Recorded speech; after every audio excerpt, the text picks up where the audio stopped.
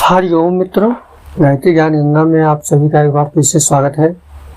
मित्रों, आज हम बात करने वाले हैं कि दीपक में ज़्यादातर समय पुष्प ही क्यों बनता है और कभी कभी विशेष आकृतियाँ बनती हैं जब माँ को कोई विशेष संकेत देना होता है।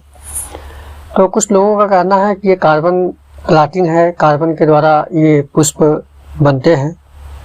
तो उनकी बात सही है, क्योंकि सृष्टि में जो भी चीज़ें होती है वो किसी न किसी भौतिक वस्तुओं के थ्रू ही होती है।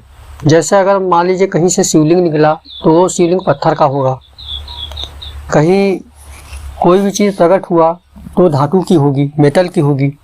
तो प्रकृति की जो चीज़ें हैं उसी के माध्यम से, उसी का स्वरूप लेकर के यह प्रकृति जो है अपने भक्त को, अपने उपासक को संकेत देती है कि वो देव शक्तियाँ वहाँ उपस्थित हो गई हैं। तो ऐसा नहीं है। देखिए, अगर दीपक में ये फूल बनना या कोई भी आकृति बनना नेचुरल अगर होता तो वो फूल ही क्यों बनता, उसमें पंखुड़ियाँ क्यों दिखाई देती, कुछ दूसरा चीज़ भी तो बन सकता था वो।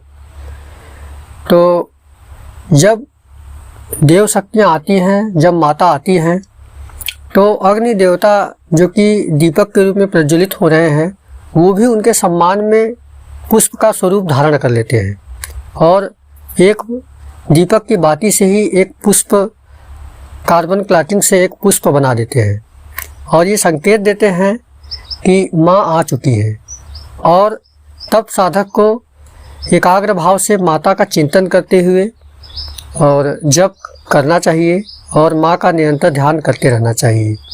ऐसी स्थिति में साधक को अपने भावों को पूर्णतः शुद्ध रखते हुए, माँ के चरणों में पूर्ण भक्ति रखते हुए, समस्त नकारात्मक विचारों का त्याग करते हुए जप करना चाहिए। इस अवस्था में जो भी पूजा पाठ कर्म किया जाए वो अति शीघ्र फल प्रदान करने वाला होता है, क्योंकि माँ सम्मुख होती है।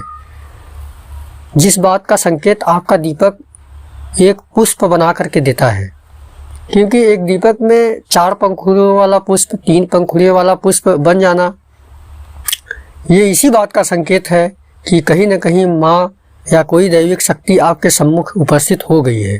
तो जो अग्नि देवता हैं उन दैविक शक्ति के आगमन पर प्रसन्न होकर के अपने दीपक की बाती से ही पुष्प का निर्माण कर देते हैं और उनका अभिवादन करते हैं, क्योंकि ये उनके अभिवादन करने का तरीका होता है। तो मित्रों, इसी से हमें पता चलना चाहिए कि जो पुष्प बनते हैं वो नेचुरल नहीं होते, बल्कि श्रद्धा और भक्ति के कारण ही बनते हैं। तो मित्रों, हमारी जानकारी आपको कैसी लगी ज़रूर बताइएगा। धन्यवाद। हरि ओम। जय माँ गायत्री, जय गुरुदेव।